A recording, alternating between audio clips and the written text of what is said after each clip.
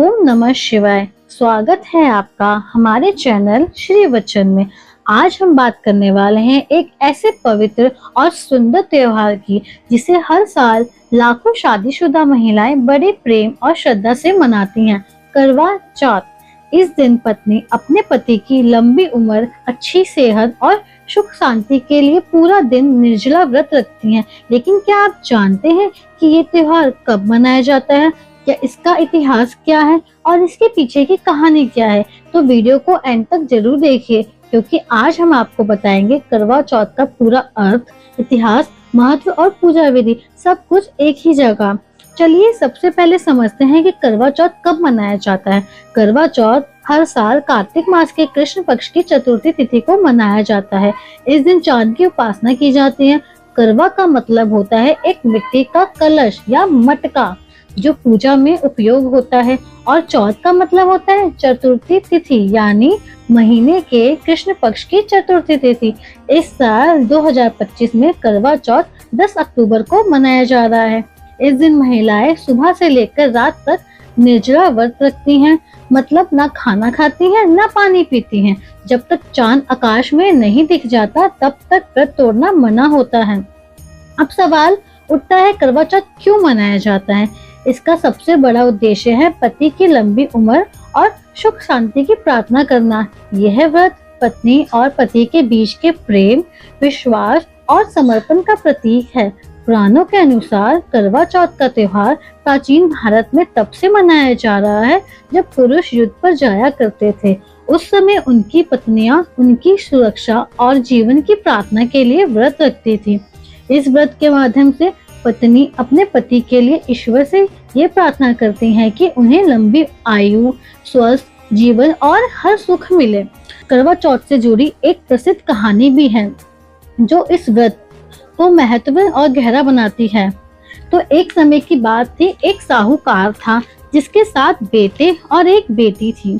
सातों भाई व बहन एक साथ बैठकर भोजन करते थे। एक दिन कार्तिक की चौथ का व्रत आया तो भाई बोला कि बहन आओ भोजन करें। बहन बोली कि आज करवा चौथ का व्रत है, चांद उगने पर ही खाऊंगी। तब भाइयों ने सोचा कि चांद उगने तक बहन भूखी रहेगी, तो एक भाई ने दिया जलाया, दूसरे भाई ने छल्ली लेकर उसे ढका और नकली चांद दिखाकर बहन से कहने लगी, चल चांद उग आया है, अर्घ दे दे। बहन अपनी भाभियों से कहने लगी कि चलो अर्घ दे दे। तो भाभियां बोली, तुम्हारा चांद उगा होगा, हमारा चांद तो रात को उगेगा। बहन ने अकेले ही अर्घ दे दिया। जब खाने लगी तो पहले ही ग्रास में बाल आ गया, दूसरे ग्रास में कंकड़ आया, और जब तीसरा ग्रास मुंह की ओर किया तो उसकी ससुराल से संदेश आ गया कि उसका पति बहुत बीमार है, जल्दी भेज दो।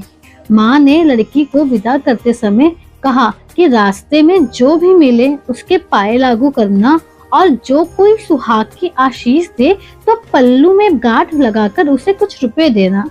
बहन जब भाइयों से विदा हुई तो रास्ते में जो भी मिला उसने यही आशीष दिया कि तुम 7 भाइयों की बहन हो, तुम्हारे भाई सुखी रहें और तुम उनका सुख देखो।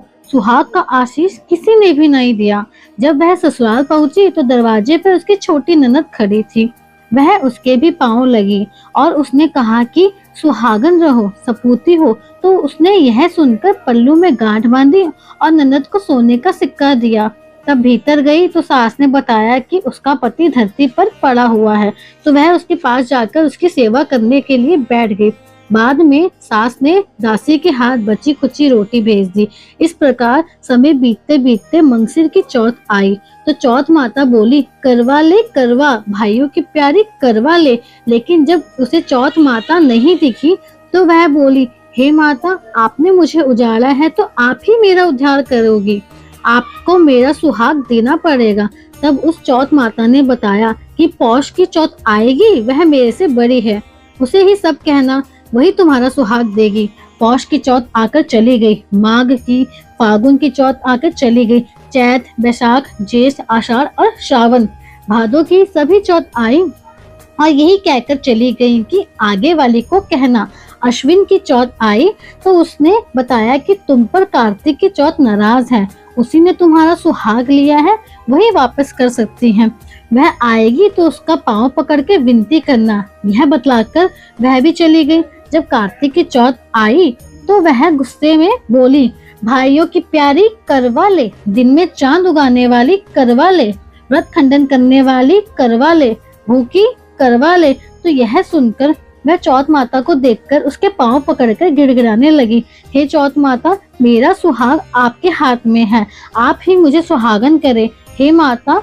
तो माता बोली, पापिन हत्यारन, मेरे पांव पकड़कर क्यों बैठ गई? तब बहन बोली कि जो मुझसे भूल हुई है उसे क्षमा कर दो, अब भूल नहीं करूंगी। तो करवा चौथ माता ने प्रसन्न होकर आंखों से काजल, नाखूनों से मेहंदी और छीके से रोली लेकर छोटी उंगली से उसके आदमी पर छींट दिया और वह उठकर बैठ गया और बोला कि आज मैं बहुत सोया। वह बोली, सोए हुए तो आपको 12 महीने हो गए। अब जाकर चौथ माता ने सुहाग लौटाया। जिस प्रकार से साहूकार की बेटी को सुहाग दिया, उसी तरह से चौथ माता सबको सुहागिन रखे। यही करवा चौथ के व्रत की पुरातन महिमा है। बोलो करवा चौथ माता की जय। तो इस कहानी से हमें यह सीख मिलती है कि करवा चौथ सिर्फ एक रस्म नहीं बल्कि श्रद्धा, विश्वास और प्रेम का संकेत है। अब बात करते हैं पूजा विधि की। करवा चौथ के दिन क्या क्या किया जाता है। सुबह सरगी खाकर व्रत शुरू किया जाता है जो ससुराल से आती है। दिन भर बिना पानी पिए व्रत रखा जाता है। शाम को महिलाएं सज धज कर करवा और दिया के साथ पूजा करती हैं। करवा चौथ की कहानी सुनी जाती है और व्रत की महत्व बताई जाती है। जब चांद निकलता है, पत्नी चांद को अर्घ्य देती है और पति के दर्शन करके उनके हाथों से पानी पीकर व्रत तोड़ती है। ये सभी रस्में पत्नी और पति के बीच प्रेम और एकता को मजबूत बनाती हैं।